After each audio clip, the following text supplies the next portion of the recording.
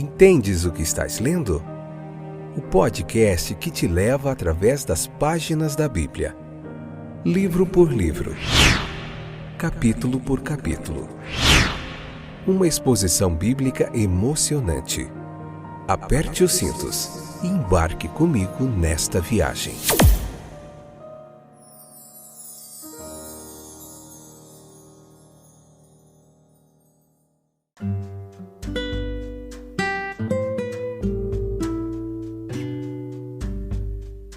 Olá, gente boa de Deus, eu sou o Fábio e esse é mais um episódio do podcast Entendes o que estás lendo. Já é demais poder estar aqui.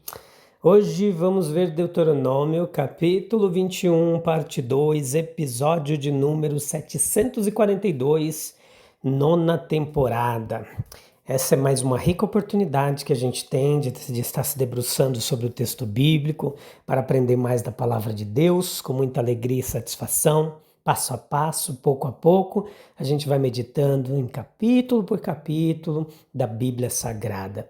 Estamos aqui nessa jornada pelo livro de Deuteronômio, se aproximando do fim, mais perto do fim do que do começo, e tem sido uma jornada bem desafiadora de aprendizado sobre o mosaísmo, as leis mosaicas. Que Deus abençoe grandemente sua vida, que a palavra de Deus te abençoe, te transforme, te renove. Esse é um momento muito precioso, é uma escolha muito assertiva sua de escolher meditar na palavra de Deus. Você encontra esse trabalho em todos os distribuidores de podcasts, no YouTube. Nós estamos aí há cerca de 3 anos, há mais de 30 anos de uma bagagem de aprendizado e ensino do texto bíblico. Temos estudado bastante também muitos outros comentaristas para trazer para você um trabalho pioneiro do que há de melhor num comentário bíblico em áudio na internet.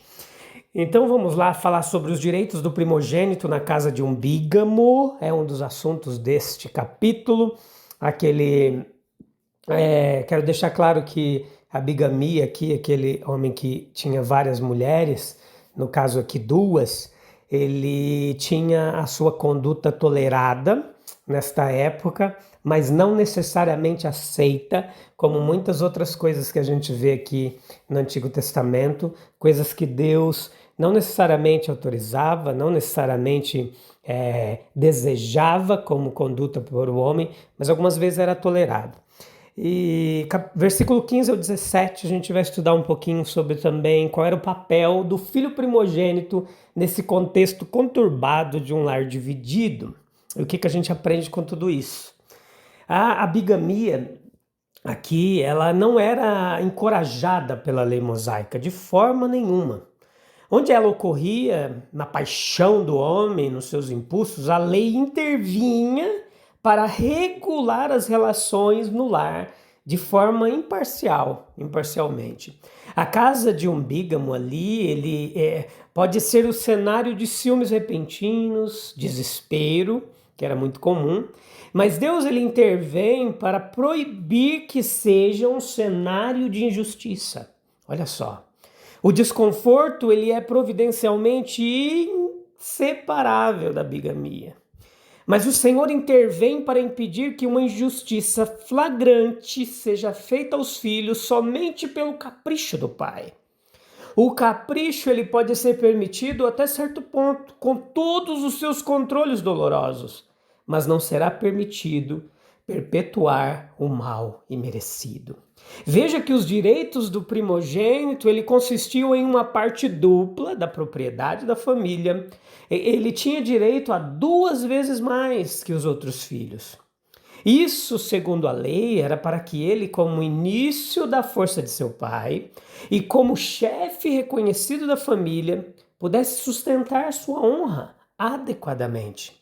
Foi por essa porção que Eliseu orou quando ele desejou uma porção dobrada do espírito de Elias. Não o dobro, mas o dobro dos outros filhos dos profetas, segundo Reis, capítulo 2, versículo 9. Veja que é isso que Jesus recebe do Pai de acordo com a promessa. Eu farei meu primogênito mais alto que os reis da terra, Salmos 89, 27. Havia outro direito do primogênito. em ter uma semente levantada para ele em caso de sua morte prematura. E isto também tem sua importância no caso de Jesus, porque a mãe de um primogênito, ela era odiada. Não há razão para que a ele deva ser negado os seus direitos. Veja que a nuvem escura de ódio não deveria envolvê-lo e mantê-lo fora de sua porção dupla, ou seu direito a uma semente se ele morresse prematuramente. E ainda assim, a gente pode interpretar isso de forma cristológica, levando para Cristo. Foi isso que Jesus recebeu em termos de tratamento. Ele veio para o que era seu, mas os seus não receberam. Como primogênito da humanidade, ele merecia a porção dupla, mas não tinha onde reclinar a cabeça. Os seus direitos entre os homens foram negados a ele. Do capricho dos homens, nós podemos sempre olhar para a justiça imparcial de Deus. Esta foi a proteção do primogênito no caso de um bígamo. Deus estava do seu lado. Esta foi a proteção de Jesus em meio à injustiça dos homens.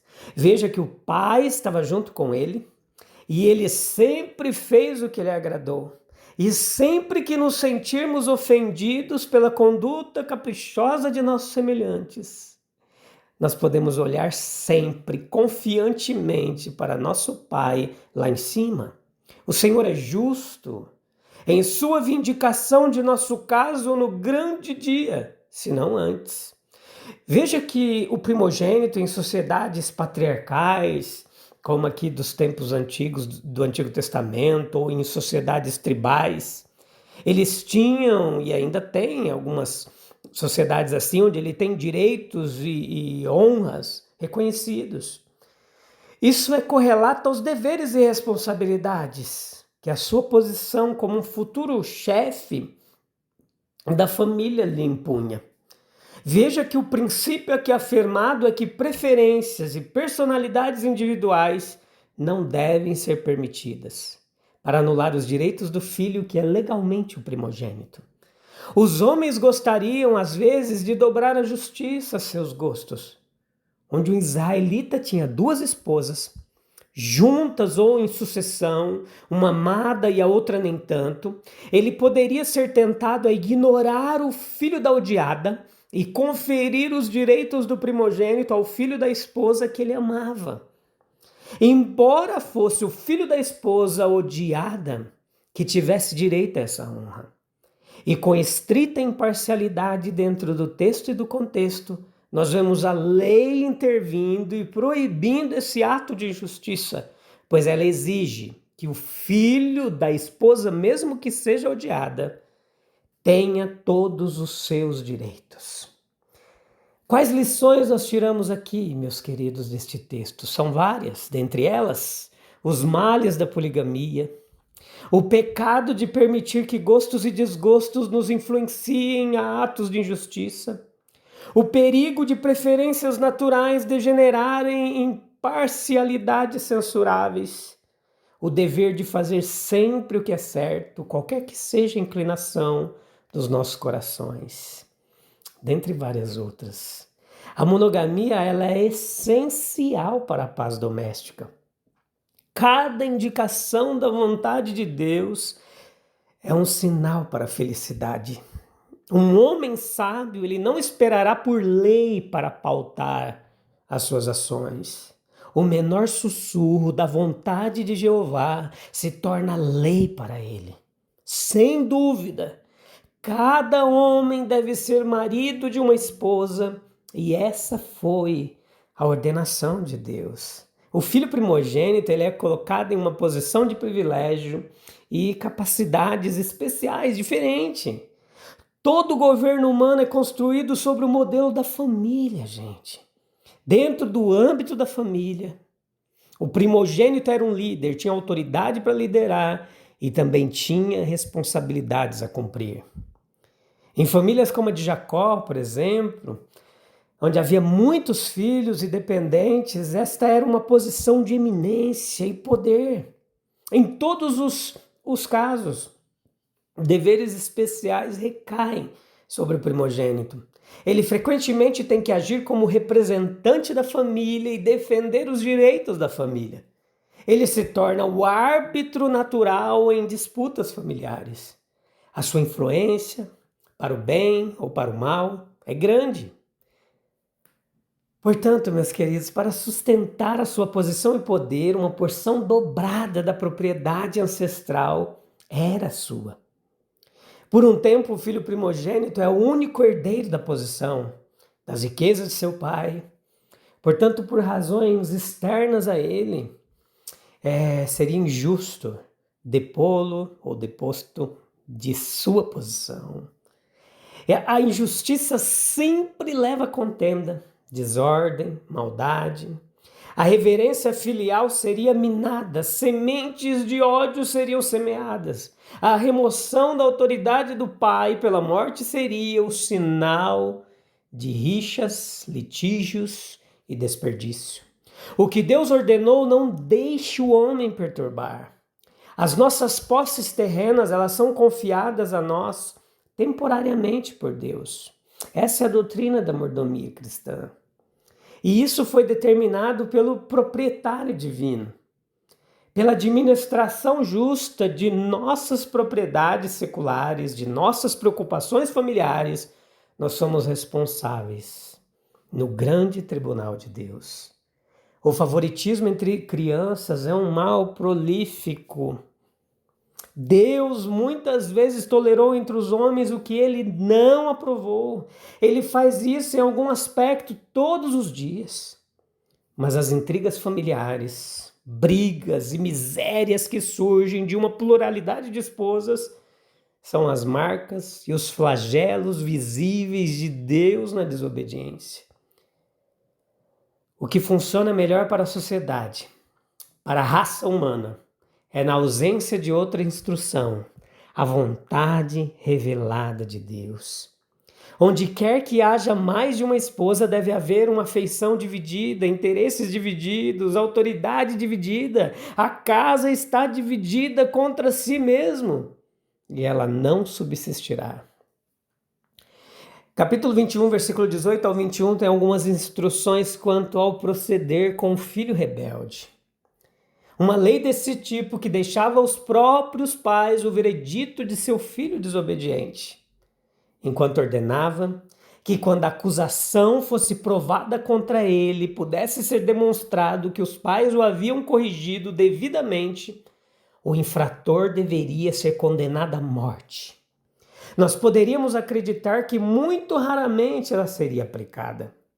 Em casos tão agravados que sua aplicação fosse necessária, a penalidade, julgada pelos costumes e estado de sentimentos da época, seria considerado tudo menos severa.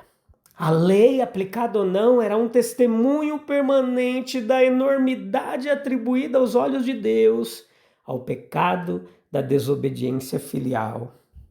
E aqui nós aprendemos que a insubordinação aos pais é uma grave ofensa a Deus e à sociedade. É tratada aqui não simplesmente como um erro privado, mas como um crime. A sociedade hebraica ela repousava tão amplamente na base patriarcal que a devida manutenção da autoridade parental era uma necessidade de sua existência.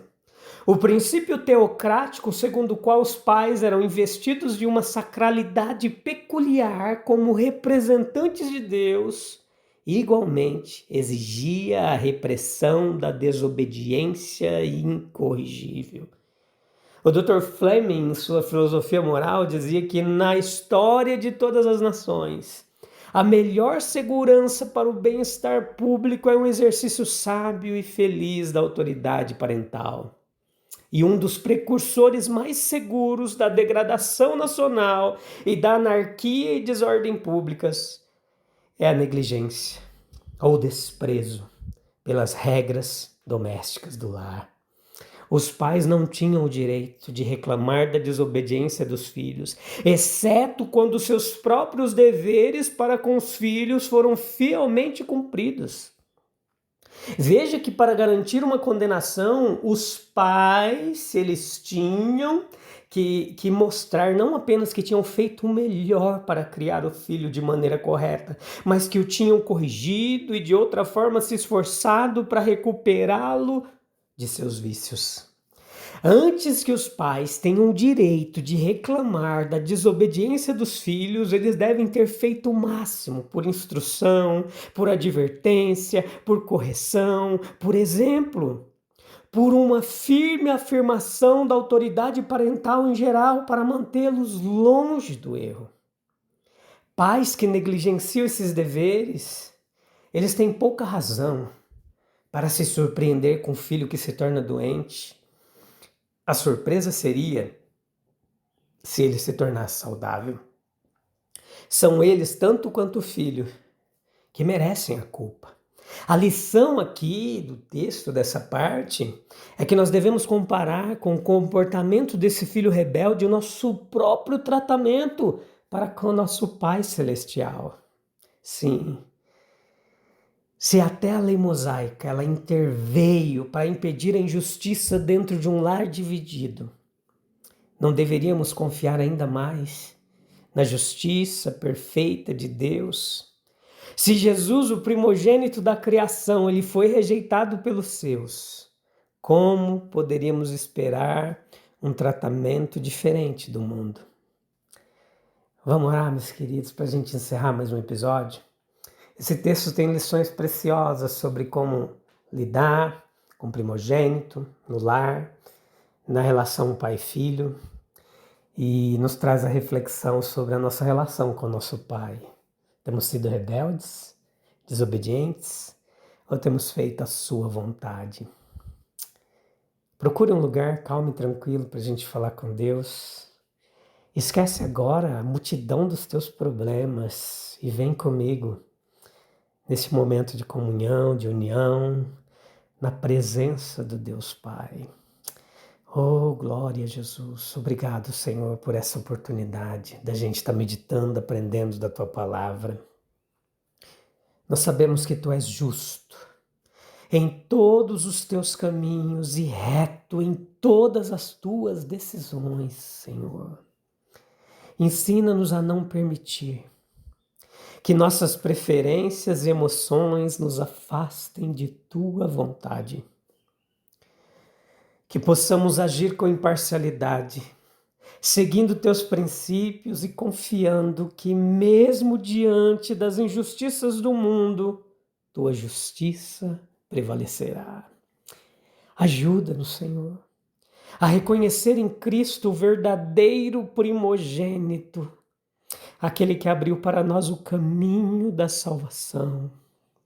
Em nome de Jesus, ó Deus Pai, nós te agradecemos. Amém, amém e amém. Que bom que você ficou aí até o finalzinho. Que Deus abençoe grandemente sua vida. Que essa palavra seja um bálsamo que traga alívio ao seu ser, tá bom? A gente volta no próximo episódio. Um abraço. Deus abençoe. Tchau, tchau.